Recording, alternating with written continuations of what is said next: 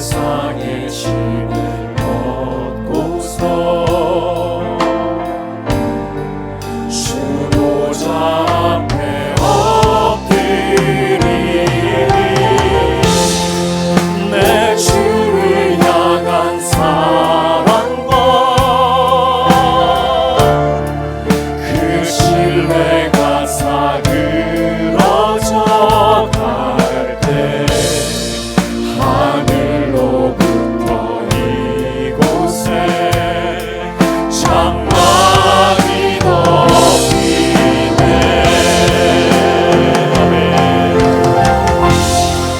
이것을 덮으소서. 이것을 비추소서. 내 안에 무너졌던 모든 소망 다 회복하리.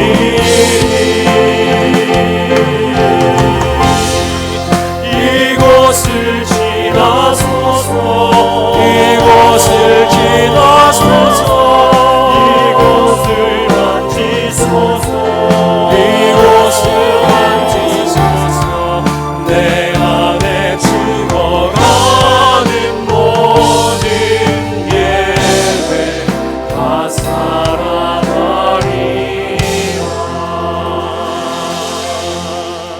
아멘. 우리 6월의 찬양을 하나님께 올려드릴 텐데요, 영어로 함께 부르고자 합니다. 영어 부를 때에 또 성령께서 주시는 터치함이 다른 게 있어서 영어로 같이 넣었습니다. 오늘 길을 여시는 하나님께서 여러분께 함께 하시를 선포하는 마음으로 이 찬양 하나님께 올리도록 하겠습니다.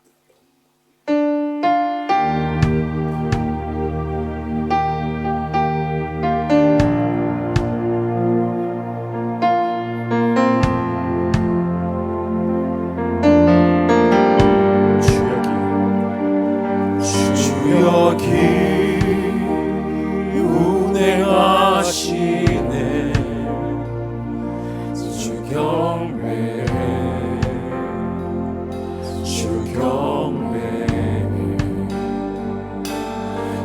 주여기 역사하시네. 주경배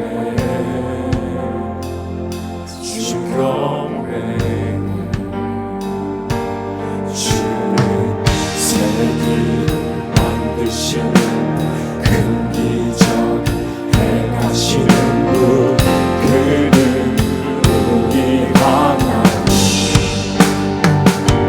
주는 약속을 지키시는 어둠 속 밝히시는 빛, 그는 우리 하나님.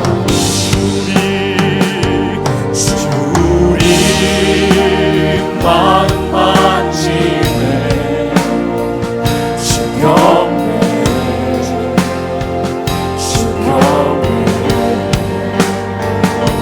주여기 치유하시네. 주경배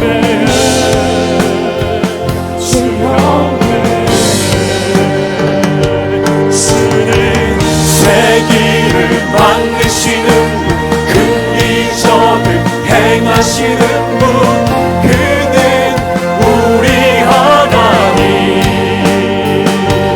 주는 약속을 지키시는 분, 어둠 속을 밝히시는 빛, 그는 우리 하나님.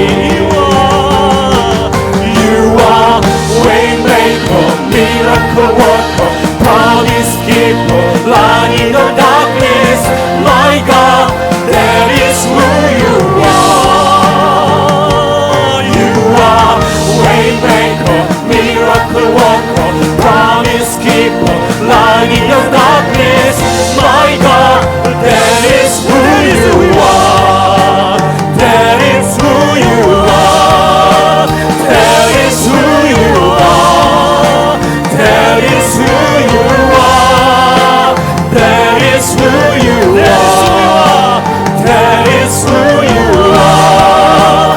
That is who you are. That is who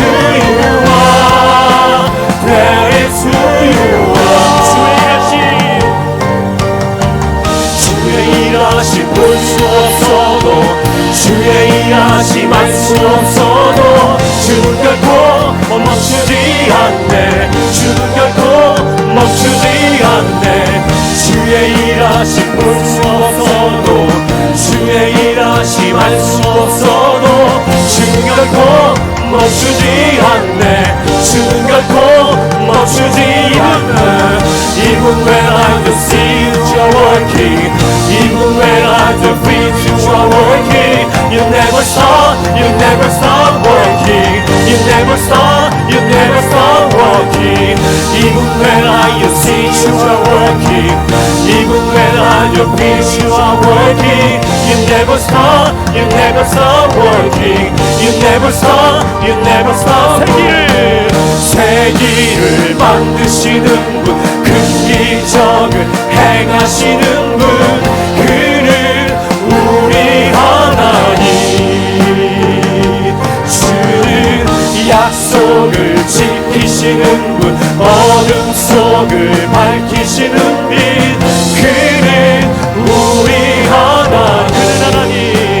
그는 하나님, 그는 하나님, 그는 하나님, 그는 하나님, 그는 하나님, 그는 하나님, 그는 하나님, 그는 하나님, 그는 하나님.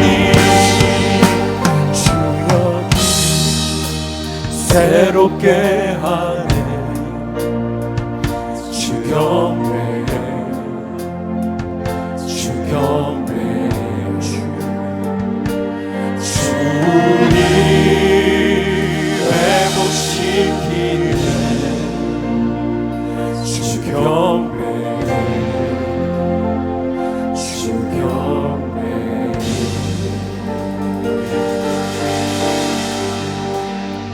하나님, 주님, 우리는 세상 속에서 여러 가지의 모습으로 살게 하시고 그것을 감당하게 하셨습니다. 때로는 자녀의 모습으로, 부모의 모습으로, 또 일터에서는 내게 맡겨진 모습으로 성실하게 일하게 하셨습니다.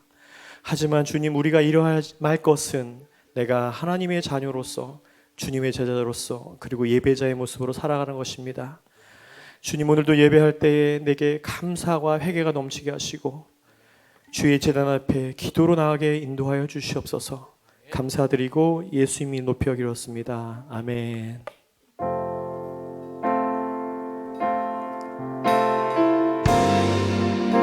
신령과 진정으로 주님 앞에 예배하고자 하는 자에게 하나님께서 은혜를 베푸실 것입니다.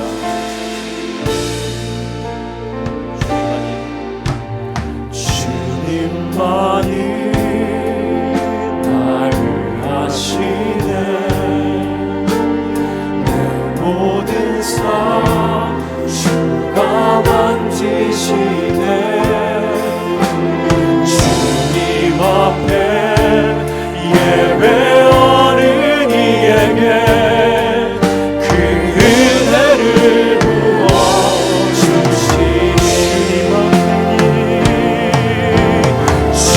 주님만이 온당의 소망, 내 삶 속에 유일한 사랑이라. 주님 앞에 기도하는 이에게 그 은혜를 부어주시니. 만왕의 왕, 나를 기르신 목자여, 내 모든 삶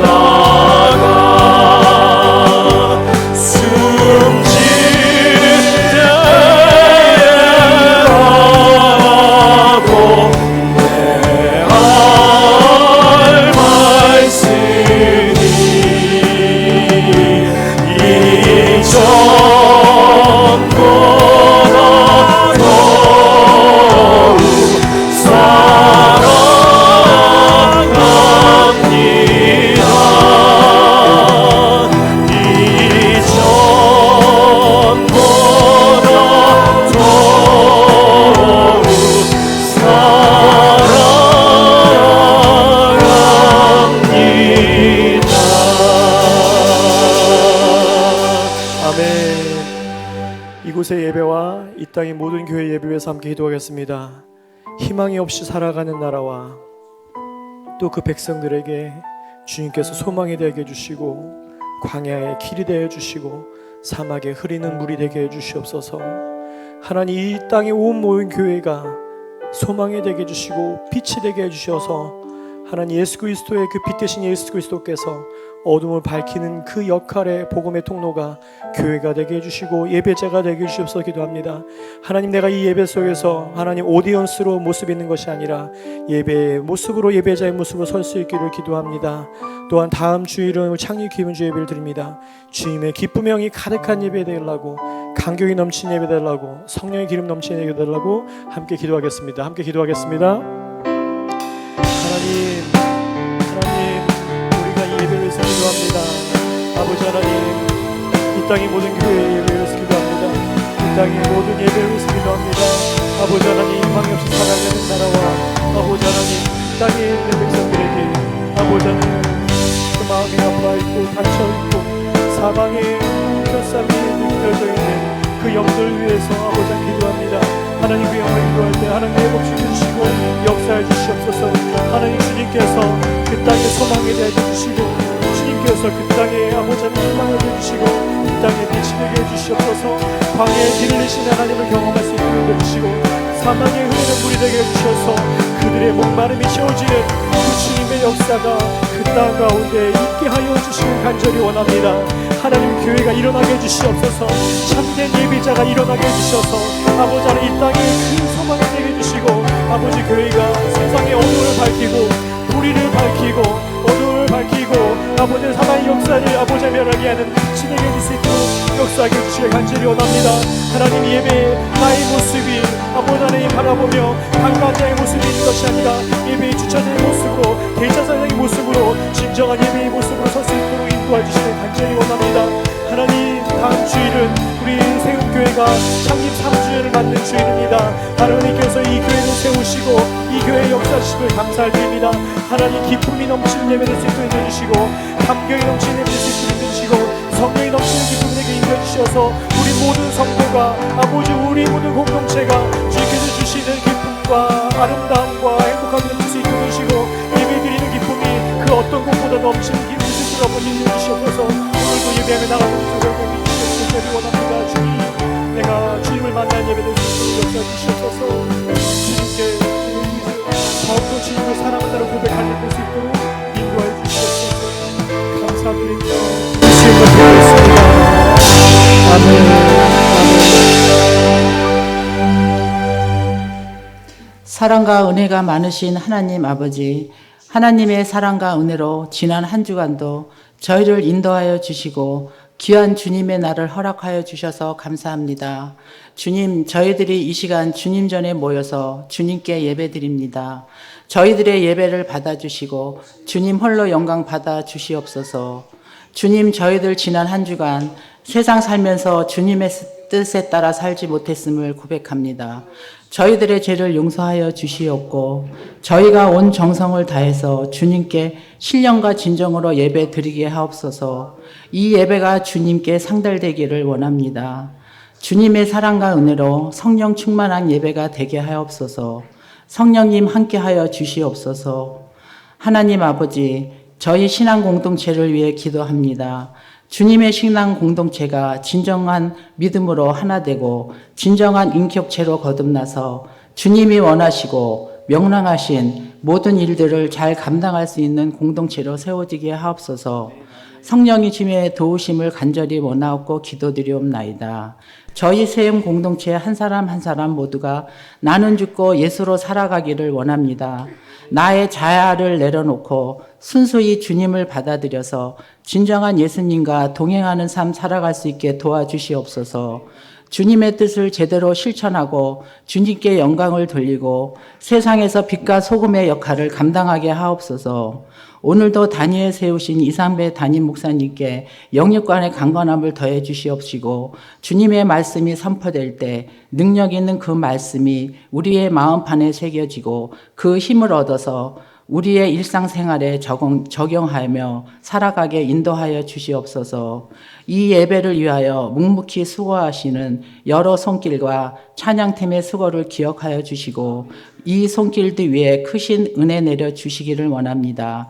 나는 죽고 예수로 살아가려는 저희의 세움교회 모든 성도들과 동행하여 주시옵소서. 주님의 자비와 성령과 은혜를 간구하며 우리를 구원자 되신 예수 그리스도의 이름으로 기도드리옵나이다. 아멘. 함께 신앙을 고백합니다. 나는 전능하신 아버지 하나님 천지의 창조주를 믿습니다. 나는 그의 유일하신 아들 우리 주 예수 그리스도를 믿습니다. 그는 성령으로 잉태되어 동정녀 마리아에게서 나시고 본디오 빌라도에게 고난을 받아 십자가에 못 박혀 죽으시고 장사된 지 사흘 만에 죽은 자 가운데서 다시 살아나셨으며 하늘에 오르시어 전능하신 아버지 하나님 우편에 앉아 계시다가 거기로부터 살아있는 자와 죽은 자를 심판하러 오십니다. 나는 성령을 믿으며 거룩한 공교회와 성도의 교제와 죄를 용서받는 것과 몸의 부활과 영생을 믿습니다. 아멘. 말씀 같이 보겠습니다. 오늘 창세기 50장 15절에서 21절.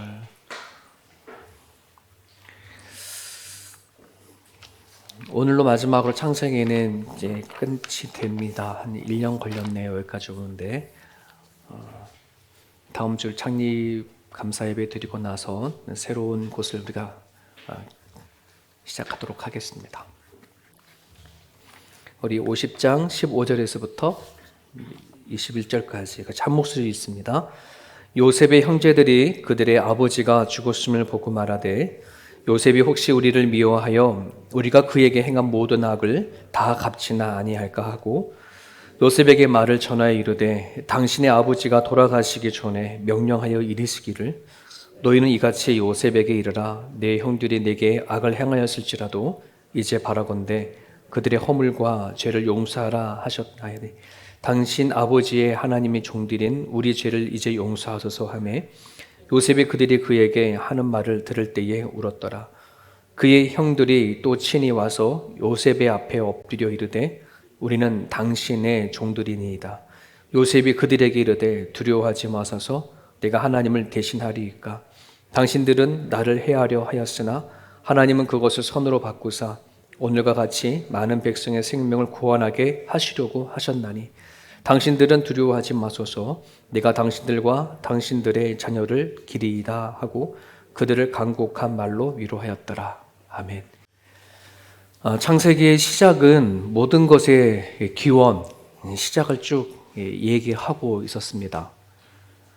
시간과 공간이 어디서부터 시작이 되어졌는지, 그리고 우리가 늘 보고 있는 하늘의 태양, 달, 별, 언제 어떻게 시작이 되어졌는지, 이 땅에 살고 있는 모든 생물들, 사람들을 포함한 생명을 가진 이 동물들은 어디서부터 어떻게 출발되어졌는지 성경에는 그 출발점 얘기를 하고 있어요. 즉 하나님 안에서부터 시작되어진 것을 얘기를 하죠. 그리고 우리가 오늘 창세기 50장의 끝에 보게 되어지면은 무엇으로 끝나냐 그러면 하나님이 부르고 또 그들 통해서 일하신 사람들의 죽음으로 창세기 50장은 마무리를 하게 되어집니다. 모든 것의 시작이 있고 또 모든 것의 끝이 있음을 창세기에서는 또 이야기를 하죠. 하나님께서 아브라함을 부르셔서 당신의 민족, 당신의 나라를 세워가고자 작정하셔서 일하셨던 아브라함도 창세기 안에선 죽었고, 전혀 불가능했던 아브라함을 통해서 100세대의 아들 이삭도 태어났지만 그 또한 죽었고, 뱃속에서 택했던 야곱 또한 인생을 마무리하고 죽고, 또 요셉도 죽어요. 또 누구도 죽을까요? 네, 이 땅에 지금 이 말씀을 읽고 듣는 우리 모두도 똑같이 그 길을 걸어가겠죠.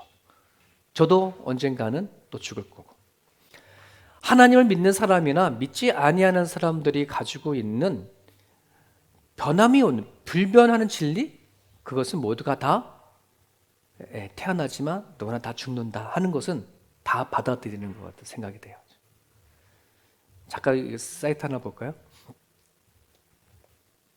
지금 보여줄 저 그 홈페이지 사이트는 지금 이 지구상에 오늘도 계속해서 태어나고 있는 사람들 그리고 죽는 사람들 실시간으로 지금 계속해서 이렇게 올라가는 사이트인데요.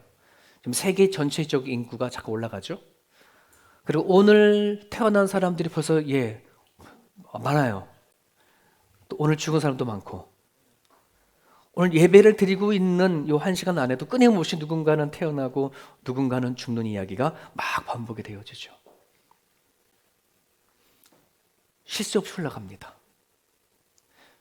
언젠가는 저 숫자 안에도 우리는 뭐요? 하나의 숫자로 올라가겠죠. 이런 저 사이트 저걸 보면서 어떤 느낌이 듭니까? 우리가 생각하지 못하고 있는 사이에 우리가 죽음을 생각하고 있지 못하는 사이에 이 세상엔 어딘가에서는 끊임없이 태어나고 끊임없이 죽어가는구나 하는 것을 우리는 느끼게 되어지고 보게 되어집니다.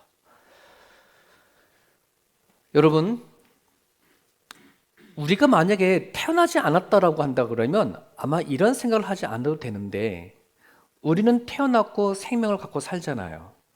그러니까 반드시 우리는 생각해야 할 것이 있어요. 내가 과연 죽으면 어떻게 될까 하는 죽음에 대한 준비죠. 그렇지 않습니까? 근데 이 세상은 그걸 얘기를 하지 않아요. 성경 외에 사람이 어려서부터 태어났고 왜 살고 죽으면 어디 가야지 되는 것은 침묵을 하고 있어요. 그것은 너희들 자신에게 알아서 맡겨주라, 너희들이 찾아봐 하는 식으로 세상을 그렇게 던져주지 성경은 우리에게 얘기를 하고 있어요. 사람은 태어나고 사람은 죽지만 그 뒤에 반드시 하나님이 준비하신 심판이 있다. 이게 히브리서 9장 27절이죠. 한 번 죽는 것은 사람에게 정해진 것이요 그 이후에는 뭐가 있다? 심판이 있다. 그럼 여러분, 우리가 누군가 죽는 것에 대해서 우리가 그냥 불구경하듯이 구경만 하고 있으면 안 되고 방관하면 있으면 안 되고 나 또한 언제는 죽게 되어지는 그 부분에 대해서 준비를 하고 있어야 합니다. 다가올 준비를 준비하지 않으면 성경에는 뭐라 얘기하려고 있냐면 그건 지옥이다. 그죠? 그건 제 말이 아니에요. 성경에서 얘기하는 거예요. 죽음을 준비해라. 죽음을 제대로 준비하지 않으면 우리에게 닥치는 거는 그 다음은 지옥이에요. 왜? 심판을 준비하지 않았으니까.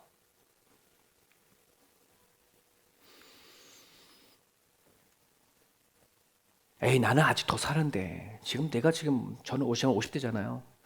아직 60도 되지 않은데 아직 한참 죽을 날이 있겠지. 누가 그렇게 죽으면 장담할 사람이 누가 있겠어요? 그렇지 않습니까? 태어나는 건 순서가 있지만 죽는 건 순서가 없다. 너무나 이것도 너무 잘 알고 있는 진리지 않습니까? 그러면은 나이와 상관없이 죽음을 준비해야 합니다. 유태인들은 자기 아이가 걸을 쯤 되어지면 아장아장 걸을 때쯤 되어지면 얘 아이들로 하여금 죽음을 준비하게 합니다. 얘네들을 데리고 장례식에 제일 먼저 가요. 가능하다면 죽은 사람의 시체를 만져볼 수 있게끔 허락도 해주면 그렇게도 해요. 우리 한국 사람들은 어떻게 해요? 장례식 가게 되어지면 애들 안 데리고 가지 않습니까? 부정 탄다고. 하지만 유태인들은 어렸을 때부터 걸음마를 시작할 때부터 죽음을 가리켜요. 그건 차이가 되게 커요. 삶에 대해서 죽음을 생각하고 살아가는 것과 나는 영원히 살 거야 라고 살아가는 삶의 자세는 반드시 다르기 때문에 그렇죠. 여러분, 심판이 있다고 한다는 말은 결국 뭐냐 그러면 내 인생을 판단하고 판정하고 결과를 내리는 것은 내 자신이 아니라 하나님이라는 뜻입니다. 여기 동의하시나요? 동의가 되어져야 그 믿음이 있는 거예요. 동의가 되어지면 난 아직 하나님 안 믿는 거예요. 동의가 되나요? 네. 여러분 각자의 믿음에 따라 대답하는 거니까 큰 소리 내든 안 내든 상관은 없겠지만 내가 이것에 대해서 정말 아멘이 되어진다면 반드시 우리는 하나님이 하시는 그 심판에 대한 준비가 우리 가운데 있어야 할 줄 압니다. 지나가다 김병건 집사님이 누가 친구를 만나세요. 저랑 친구를 생각합시다. 집사님 누구예요? 라고 말하면 김병건 집사님은 뭐라 얘기했을 거예요? 집사님 누구예요? 뭐 하시는 분이에요? 예, 뭐 하시는 분이야? 그럼 난 이런 일을 합니다 라고 말할 수 있죠. 예, 누군가 저에게 이상배 목사, 이상배 당신 누구예요? 라고 말하면 저는 제가 목사입니다 말을 할 수 있을까요? 목사가 접니까? 아니죠. 목사는 제가 아니에요. 목사는 일반적인 명사지 않습니까? 그잖아요. 목사가 저뿐입니까? 이 세상에 얼마나 많은데 목사가. 이상배라고 하는 것은 제가 아니에요. 많은 사람들이 당신이 누구십니까? 라고 이렇게 물어본다면 직업을 얘기를 할 수도 있고 또 본인이 이 땅에서 살아오면서 무엇인가 일구어낸 업적을 얘기할 수 있어요. 나는 이런 일을 했고 이런 일을 하고 있고 또 나는 그 자리에서 이런 직분을 맡아서 하고 있습니다 라고 말하지만 진짜 그것이 나일까요? 그게 진짜 여러분이에요? 여러분들이 만약에 하나님 앞에 갔었을 때에도 하나님이 너 누구냐? 라고 말하면 나는 이 땅에서 이 일을 하고 저런 일을 하다가 나는 이런 직분을 갖고 이렇게 왔습니다 라고 하면 그래 이렇게 아실까요? 여러분 성경 안에서는 그렇게 얘기하잖아요. 너가 누구냐 하는 것에 대해서 내가 갖고 있는 직분이나 내가 해왔던 일을 얘기하라는 게 뜻이 아니에요. 그건 우리들의 진짜 내가 아니라 그건 내가 겉으로 말하자면 껍데기에 불과한 거죠. 여러분 나라라는 사람은 얼마나 누구를 사랑을 품을 수 있을까? 나라는 사람이 얼마나 어떤 사람을 사랑하고 용서할 수 있을까? 저는 그게 진짜 나라고 생각합니다. 여러분들은 얼마나 사람을 품을 수 있고 얼마나 사랑할 수 있고 얼마나 여러분 용서할 수 있고 여러분들은 얼마나 하나님이 주신 사랑을 가지고 살아갈 수 있을까요? 저는 그게 진짜 나라고 생각합니다. 같은 이불을 덮고 살아가는 내 부부라고 하더라도 살아가면서 힘든 게 뭐예요? 이 사람이 나를 얼마나 사랑할까? 이 사람은 나를 얼마나 위할까? 이 사람은 나를 얼마나 따뜻하게 생각하고 있는가라고 하는 그 부분도 아니겠습니까? 이 사람이 껍데기가 아니라 이 사람의 진짜는 이 사람이 나를 얼마나 사랑하냐라고 하는 부분도 있잖아요. 저만 그런가요? 고로 여러분, 내가 누구냐라고 말했을 때에 나는 과연 얼마나 누구를 품을 수 있고 얼마나 용서할 수 있고 내가 얼마나 참아낼 수 있고 내가 얼마나 그를 이해할 수 있을까라고 하는 이 본질적인 질문을 가지고 나가야 할 줄 압니다. 죽음 이후에 기다리고 있는 심판은 어쩜 하나님께서 이렇게 질문하는 겁니다. 넌 누구냐? 너와 나는 어떤 관계냐? 라고 하는 것에 대한 질문입니다. 여기 중요한 것이 있어요. 내가 하나님을 안다라고 해서 하나님이 나를 안다라고 생각하면 착각입니다. 오해입니다. 예를 들면 제가 김병호 집사님을 안다라고 했었을 때에 저는 집사님이 드러난 어떤 그 모습이나 이름이나 그걸 가지고 안다라고 하지 집사님에 대한 어떤 자세한 거는 옆에 사는 집사님보다 몰라요. 아내보다. 그죠?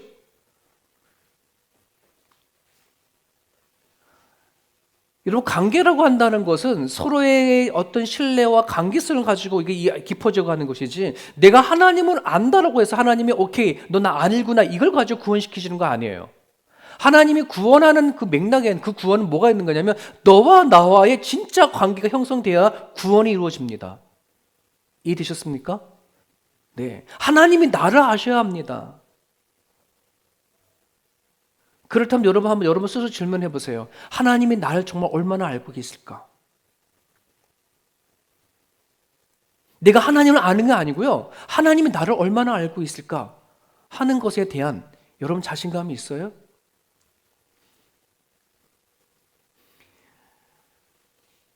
제가 목회하면서 매년 많이 안타까운 게 그겁니다. 내가 하나님을 안다라고 생각하고 내가 하나님에 대해서 많이 배웠다고 하지만 그 하나님에 대한 알미, 성경에서 말하는 하나님의 알미 아닐 때 전 참 안타깝습니다. 여러분, 하나님이 여러분을 알게 하십시오.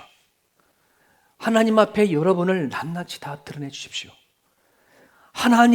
여러분들이 하나님을 향한 그 사랑, 하나님을 향한 그 애틋함, 하나님을 향한 그 간절함, 하나님이 알도록 하셔야 합니다. 그리고 하나님이 여러분을 향하여 얼마나 안타까움으로, 얼마나 그 큰 사랑을 가지고 여러분을 애절하게 오늘도 바라보시고 여러분과 교제하시려고 다가오시는지 그 하나님을 여러분 느낄 수 있어야 그것을 안다라고 합니다. 관계가 있다고 합니다. 하나님과의 믿음과 신뢰가 형성된 사람이라고 합니다.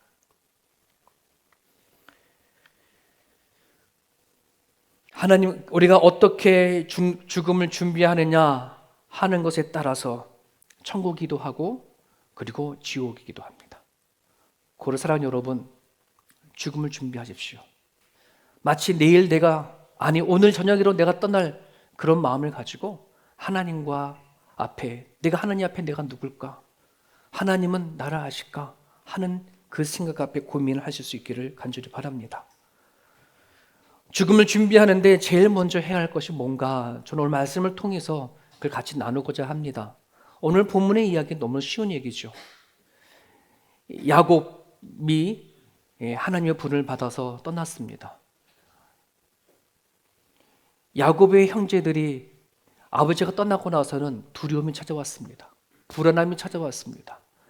왜냐하면 아버지 때문에 요셉이 그래도 우리를 사랑하고는 용서해 준 것 같은데, 아버지가 떠나고 나니 자기네들이 요셉에게 했던 그 악한 짓에 대한 죄책감이 다시 스물스물 피어나는 거예요. 형들이 모입니다. 얘기 나눕니다. 우리 어쩌지? 아버지의 그 그늘 안에 보호막이 사라졌는데 이제 아버지가 죽고 나니까 요셉이 본격적으로 자기 모습을 드러내고 우리가 그들의 그 요셉에게 했던 그거에 대한 보복을 하지 않을까라고 하는 그 불안함과 두려움이 형들에게 찾아온 거예요. 형들이 모여서 얘기를 나누는 과정 가운데 오늘 여기서 보면 그 누군가 대표로 요셉에게 가가지고 얘기를 하잖아요. 요셉아, 아버지가 살아계실 때 우리에게 이런 말을 했다. 너한테 꼭 전해주라. 했더니 전해주라는 말이 저는 야곱이 꼭 해냈다고 하는 말에 생각하지 않아요. 그냥 본인들이 만드는 것 같아. 어떻게 해서도 그 위기를 모면하기 위해서. 뭐라 얘기하는 거예요? 요셉아, 아버지가 살아계실 때 얘기한 것이 있거든. 너한테 꼭 전해주래. 형들이 어떤 죄를 졌다 할지라도 용서해주라고 말이야. 그죠? 야곱이 그랬을까요? 저는 야곱이 그런 말 안 했을 것 같아. 형들이 만들어낸 말인 것 같아요. 저는. 그랬더니 뭐예요? 요셉이 그 말을 듣고 울었어요. 왜 울었을까요? 요셉이 진짜 마음을 몰라줬거든. 요셉이 정말 자기가 거기 그 자리까지 올라갔고 그리고 형들에게 어떤 마음을 가지고 다가갔고 하나님께서 자신을 통해서 이루어진 그 모든 섭리와 하나님께서 자신을 통해서 이루어주신 그 모든 것을 다 얘기했음에도 불구하고 그거를 못 느끼고 못 받아들이고 못 신뢰하는 형들의 그 모습에 눈물을 흘렸어요. 저는 이 요셉의 이 눈물이 마치 하나님이 우리를 향한 눈물인 것 같아요. 예수님의 눈물인 것 같아요. 예수님은 우리를 위해서 그 고난, 그 십자가 길을 걷어가시고 우리가 이곳에서 고통당하고 아픔당하는 것을 다 아시고 그 대신 그 길을 걸어가셨는데 여전히 예수를 믿고 십자가의 보혈의 피를 믿는다고 하는 그 그리스도인들이 여전히 이 땅에 살아가면서 이미 예수님께 처리하여 주신 그 문제 앞에 고민하고 불안하고 두려워하고 아파하고 눈물을 흘리고 하는 그 모습을 보면 얼마나 안타까울까. 이미 예수님께서 다 해결해 주신 그 문제 앞에 뭐 하는 거예요? 여전히 그 자신의 그 확신과 믿음이 없어서 두려워하고 떠는 그 형들의 그 모습이 마치 오늘날 교회 안에서 신앙생활을 해나가고 하나님을 믿지만 여전히 그 두려움과 불안함과 걱정 속에 살아가고 있는 그리스도인들이 참으로 많다는 사실.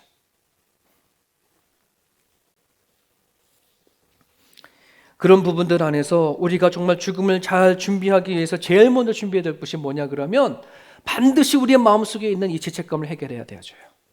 죄책감. 이 죄책감이라는 것은 우리가 성장하고 자라오면서 만들어진 마음의 상처와 아픔들이 있거든요. 이것의 하나의 증상이 죄책감으로 드러나요. 여러분, 우리는 태어나면서요 죄된 본성 갖고 태어나잖아요. 그죠? 여러분 아이를 키워봤을 거예요. 아이들이 어떻게 키우는데 얘를 어떻게 정말 나쁜 말도 않게 사랑으로 키우는데 얘네들은 뭐 하는 거예요? 키워 성장하다 보면 얼마나 못된 짓을 많이 하는지 가르치지도 않은데 얘네들 안에 못된 습성이 있고 못된 말들 그런 것들이 막 나오잖아요. 어른 태어날 때부터 그런 악한 본성을 갖고 있어요.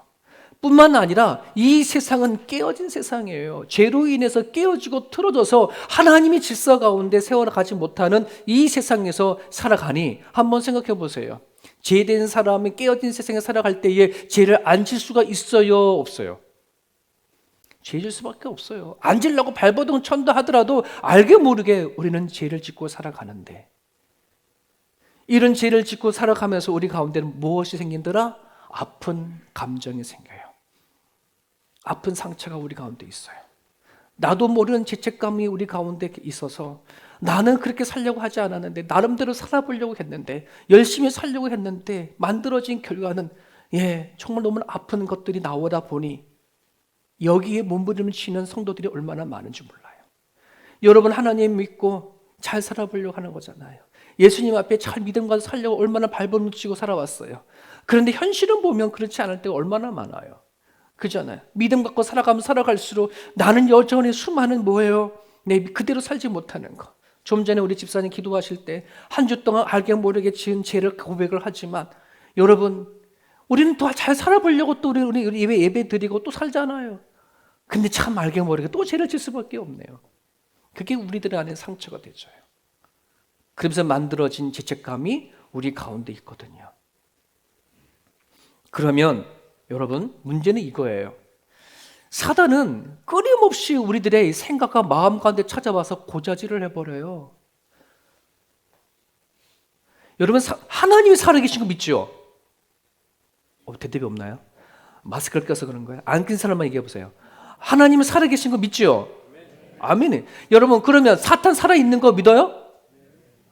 네. 하나님이 살아계시듯 사단도 살아있어요. 살아있는 인격 존재예요. 하나님의 역사가 오늘 가운데 역사를 하든 사단의 역사도 끊임없이 우리가 살아간 삶 속에서 역사하고 일하거든요. 근데 우리들은 찬양하고 기도하고 하나님 앞에 나아갈 때 하나님이 주신 은혜를 느끼고 눈물도 흘릴 때가 있지만 여러분 사단이 여러분들에게 끊임없이 찾아와서 여러분의 생각과 마음 가운데 고자질을 하고 여러분들 안에 유혹하고 약한 생각을 심어주면에도 불구하고 이것을 사단이 하는 것을 못 알아채요. 못 알아채요. 다 누구로? 다 자기 생각으로. 내가 오늘 왜 기분 안 좋아? 내가 오늘 괜히 열받아. 내가 괜히 오늘 염려가 되고 근심이 되고 걱정이 돼. 다 이게 다 속는 거예요. 그래서 마귀가 사단이 속이는 자.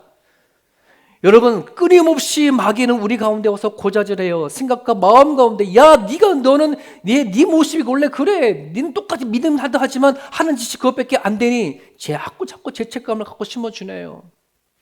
하나님을 믿으려고 한다 더 나아가려도 못 나가게 매일 다리를 붙잡아내요. 네가 그렇게 하는데 무슨 하나님 믿냐? 네가 하나라도 잘해봐라. 오늘날 그리스도인들이 여기에 묶여 있어가지고 더 한 걸음 나아가지를 못해요. 자기가 뭔가 하나님 앞에 그럴듯하고 뭔가 하나님 앞에 뭔가 잘 되어지고 하나님 앞에 뭔가 하나님이 기쁨을 받으실 만한 무엇인가 해드려야지 그 다음 내가 한 발짝 나갈 텐데 내가 나 자신을 보니 영 형편없는 집사고 형편없는 그리스도인이고 하다 보니 하나님 앞에 더 나아갈 힘도 못 거둬. 왜? 내가 지금 요만큼 하는 것도 나 잘하는 거 이렇게 있는 거죠.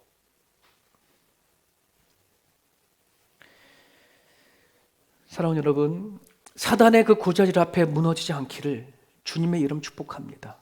이 힘이 있어야 돼요. 여러분 베드로가 예수님을 얼마나 사랑했어요. 베드로가 얼마나 예수님을 쫓아다녔고 예수님 말씀을 듣고 자신만만해서 다른 사람이 다 도망친다고 하더라도 나는 주님만큼은 도망치지 않겠다라고 각오하고 단단히 했던 그 베드로가 막상 예수님께 십자가 못 박혀 돌아가실 때 얼마나 뭐예요? 3번이나 부인했지 않습니까? 그때 닭이 3번이 울어요. 닭이 울어요. 여러분 베드로가 한번 생각해 보세요. 얼마나 자기 자신이 비참했을까요? 얼마나 자기 자신이 미웠을까요? 얼마나 자신이 자기 스스로 배신감을 느꼈을까. 하나님이 예수님의 배신감이 아니라 자기가 그렇게 부인한 자기 자신의 모습 앞에 아마 철저하게 배신감을 느꼈을지도 모르겠어요. 야, 너가 그렇게 다짐하고 각오를 했는데 이것밖에 안 되냐. 스스로의 자기 자신의 모습을 보면 주저앉았을 거라는 것이죠.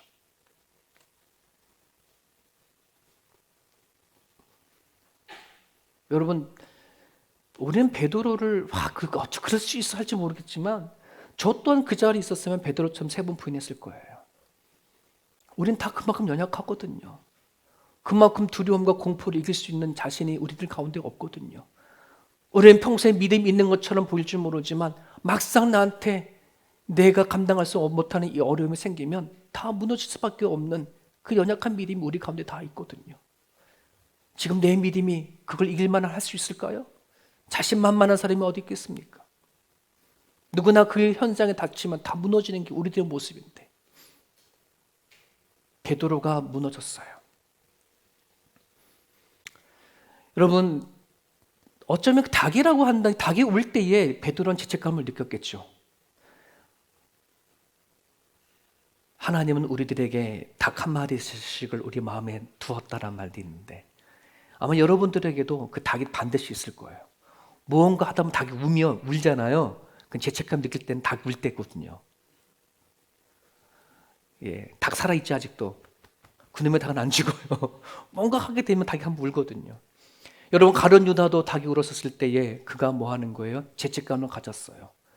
근데 그 베드로는 그 죄책감에 의해서 스스로 자기를 버리고 말아버려요.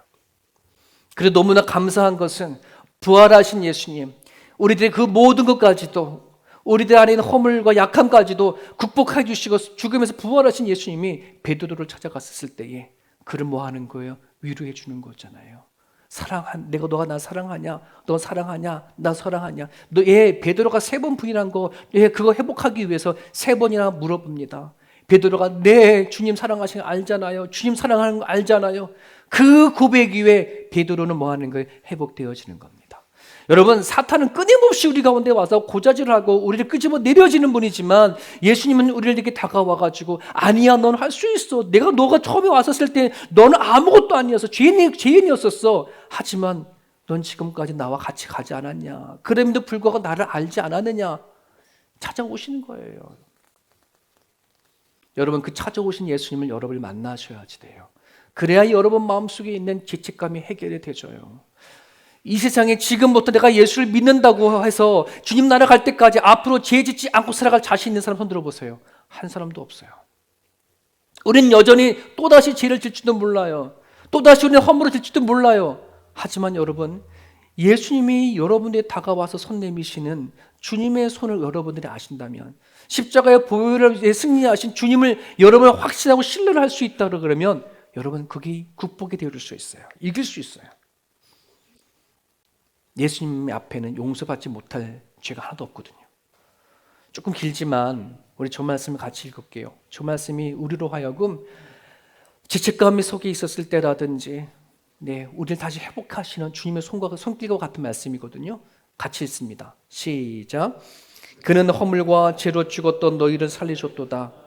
그때에 너희는 그 가운데에서 행하여 이 세상 풍조를 따르고 공중의 권세 잡은 자를 따랐으니 곧 지금 불순종의 아들들 가운데에서 역사하는 영이라.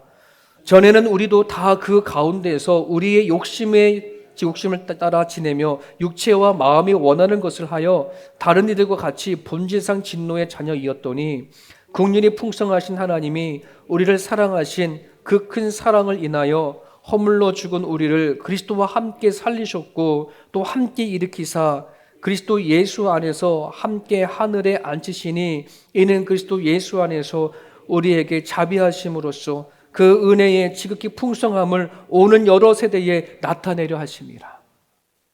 허물과 죄로 죽었던 우리들, 예수님을 만나기 전에 허물과 죄로 죽었던 여러분, 우리가 뭔가 잘나서 조금 남들보다 더 선해서 우리를 구원하고 절대 아니거든요. 똑같아요. 아니, 하나님 보시기엔 정말 갖다 버려 지옥에 던져버릴 수밖에 없는 그런 우리들이라는 얘기를 하는 거예요. 그런데 예수님이 뭐 하는 거예요? 살리셨대요. 함께, 저기 계속 반복되는 말이 함께 죽으시고 함께 살리시고 함께 일으키셨다는 말 계속 하세요. 저는 저 예수님의 십자가가 얼마나 감사한지 몰라요. 다가와 주셔서 계속 이렇게 세우시는 분. 그래서 뭘 어떻게 하려 하시는데요? 끝에 보세요. 오는 세대에 나타내려 하신대요. 예수님의 그 은혜와 그 사랑이 얼마나 풍성한 것인지 우리를 통해서 드러내신다는 거예요. 여러분, 그러면 우리는 이것만 하면 돼요. 죄책감에 있을 때마다, 내 죄를 발견할 때마다 그걸 가지고 하나님 앞에 가지고 나와서 그냥 울면 돼요. 고맙다라고 감사하다라고 얘기만 하면 돼요. 하나님은 그거를 원하시는 거예요. 우리가 죄 짓지 않게 해주십시오. 여러분, 그런 기도 못합니다. 여러분, 그럴 자신이 이제 없어요. 죄 짓지 않겠습니다. 뭐 하지 않겠습니다. 여러분, 그렇게 하는 순간 그 다음에 또 우리는 반드시 또 하게 돼 있어요. 우리가 그만큼 연약하다니까요. 나 같은 죄인을 용서하시고 살리시고 이런 존재인지를 알고 다가와 주셔서 끊임없이 우리를 붙잡아 주시고 이렇게 세워주시는 분, 그 예수님을 내 안에 신뢰할 수 있어야 내가 오늘 살아가는 데 있어서의 삶이 불안하지 않아요. 염려하지 않아요. 하나님을 믿으면서도 걱정하지 않아요. 왜 우리는 하나님을 믿으면서도 그 안에 살고 있으면서도 왜 불안하고 왜 초조하고 미래에 대한 두려움 걱정이 오는지 아세요? 예수님이 우리에게 향하신 것에 대한 그 용서와 그 사랑에 대한 확신이 내 마음 가운데 확 들어오지 않고 있기 때문에 그래요. 근데 여러분, 이것은요 하루아침에 되어지지가 않아요. 하루아침에 딱 되어지면 얼마나 좋을까요? 그냥 예방주사 한 대 맞는 거 주사 한 대 딱 맞고 그냥 그렇게 처리가 되면 얼마나 좋을까요? 그런데요, 그렇게 되지가 않아요. 어제 김병건 집사님하고 나하고 만나서 만남을 가진다고 쳐요. 그럼 제가 김병걸 집사님을 아는 것은요, 그냥 겉에 보여주고 교회에서 만나는 어떤 부분적인 모습을 보고 나는 안다라고 할 수 있잖아요. 하지만 여러분, 이 관계를 가지고 그 잠깐의 만남을 가지고서는 결코 믿음과 신뢰가 깊어지지가 않아요. 자꾸 뭐 해야 되는 거예요? 만나서 얘기도 해야 되고 들어야 되고, 그렇지? 어떻게 살았는지도 얘기도 나누고, 어떤 아픔이 있는지 서로 주고받는 가정 가운데 뭐가 되는 거예요? 그 사람을 알게 될 때 믿음이 되고 확신이 되어지고, 어떤 일이 있었을 때 그 사람은 나를 붙잡을 거야 라고 하는 확신이 생기듯이 하나님과의 관계도 마찬가지입니다. 여러분, 예수님이 안에 있는 사람들은요 상처가 없어요. 여러분, 요셉이 얘기를 쭉 한번 보세요. 상처를 받은 사람을 친다면 그 형제들 가정 가운데 요셉이 제일 큰 상처를 받았을 거예요. 그럼에도 불구하고요, 요셉이 팔렸을 때나 종으로 떨어졌을 때나 총리가 되어져서 형들을 맞이했을 때에 상처가 있는 그 모습을 하나도 보여주지가 않아요. 어떻게 그럴 수가 있을까? 그의 마음 안엔 하나님이 있었거든. 하나님이 있는 사람이 상처가 없습니다. 예수님이 있는 여러분들에게는 상처가 없습니다. 여러분, 상처가 없다는 말은 다른 뜻이, 상처가 그럼 안 생긴 거 아니? 상처가 치유됐기 때문에. 상처가 치유되져 가고 살아가는 모든 삶 속에서 예수님에 대한 답을 얻었기 때문에 그게 없는 거예요. 만약에 요셉이 자기 안에 있는 상처가 하나님 안에서 회복되지 못했다면, 인생에 대한 답을 얻지 못했다면 형들 가만히 안 두지. 그 자리를 이용해서 다 팔아버리든지 어떻든지 보복을 해버리지. 왜 안 하겠습니까? 하나님 안에 답을 얻었더니 형들의 그 악을 하나님이 선으로 바꿔진 그 인생, 그 답을 얻었으니 가능했던 거예요. 여러분, 상처 있죠? 아픔 있죠? 왜 그 상처가 아픔이 아직도 남아있냐 그러면 하나님 안에 답을 못 얻었기 때문에 그래요. 내가 이 상처와 이 아픔이 하나님께서 나로 하여금 하나님의 영광을 드러내기 위한 삶을 가는 과정 가운데 나한테 준 아픔이구나, 나한테 준 상처구나, 내 믿음의 여정 안에서 내가 성장하고 자라는데 반드시 있어야 되어지는 상처가 아픔이었기 때문이다 라고 하는 그 답을 믿어지는 믿음이 생긴다면 더 이상 그건 아픔이 아니에요. 상처가 아니에요. 그걸 가지고 누구를 윽박질 수 않아요. 혹시 여러분, 누군가가 여러분들에게 감춰줬던 어떤 부분을 건드려져 버리면 나는 확 그냥 치밀어 올라오는 분이 생긴다, 욱하는 것이 튀어나온다, 아직 치료돼야 할 부분들이에요. 주님 앞에 가지고 나갈 부분이에요. 여러분 마태복음 22장 3절에 이런 말씀이 있습니다. 그 종들을 보내어 그 청한 사람들을 혼인 잔치에 오라 하였더니 오기를 싫어하거늘. 저 메시지는요, 마태복음과 누가복음에 나오는 혼인 잔치 비유예요. 하나님께서 베풀어 주시는 은혜, 하나님께서 베푸신 주의 나라가 있는데 하나님이 사람들 초청하는 거에 와라 와라. 자, 그랬더니 초청을 받은 사람들이 뭐라 그러냐 그러면, 나중에 보면 나는 이런 결혼도 시켜야 되고, 나 아버지도 돌봐야 되고, 일도 해야 되고, 밭에 가 농사도 져야 되고, 이 일에 대한 핑계를 대지만 결국은 그들은 혼인 잔치에 오기 싫은 마음이 있는 거거든. 여러분, 이 싫은 것이요 되게 무서워야 돼요.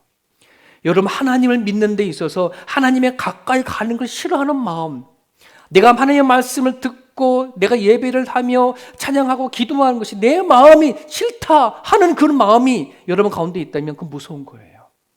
이거 처리하셔야 됩니다. 여러분, 예배 드리는 것이 좋아요? 기도하는 것이 좋아요? 찬양하는 것이 좋아요? 근데 왜 안 해요? 싫으니까 하기 싫어요. 기도하는 거 싫어요.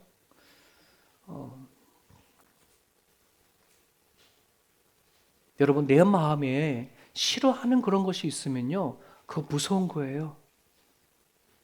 그게 해결돼야 돼요. 자꾸 김병헌 집사님 여기 계시는데, 내가 만약 집사님하고의 싫은 감정이 조금이라도 있으면 관계가 진전될까요, 안 될까요? 절대 안 돼요. 하나님과의 만나서 그냥 같이 있는 것도 좋아야지 거기에 진전이 있지. 그 자체가 싫은데 거기에 무슨 선한 무엇이 일어날 수 있을까요? 없어요. 축복합니다. 여러분들 하나님 앞에 나아가는데 싫어하는 것 감정들이 무엇이 있는지 확인해 보시고, 그냥 하나님 앞에 있는 것 자체가 그냥 좋기를, 그냥 즐겁기를. 무엇을 해줘서 즐거운 게 아니라, 무엇 때문에 오는 자리가 아니라, 내가 오늘 예배를 드리지 않으면 한 주가 내내 그냥 마음이 컬컬한 그런 마음 때문에 오는 것이 않기를, 그냥 기뻐서, 그냥 즐거워서, 그냥 함께 성도들과 같이 모여서 예배하고 얼굴 한번 보는 것이 행복하고 즐거워서. 하나님은 그거 보셔요. 그거 아세요. 오늘 저와 여러분들 가운데 두려움이 없는 삶은요, 하나님과 가까워지면 돼요. 하나님과 만남이 즐거우면 돼요. 그러면 인생은 걱정하지 않으셔도 돼요. 여러분 가운데 두려움이 있다, 걱정이 된다, 답답하다, 하나님과의 관계 안에 즐거움이 없기 때문에 그래요. 그걸 회복할 수 있는 저와 여러분 모습이 되길 바랍니다. 같이 기도하겠습니다. 주님 말씀 붙잡고 같이 기도합니다.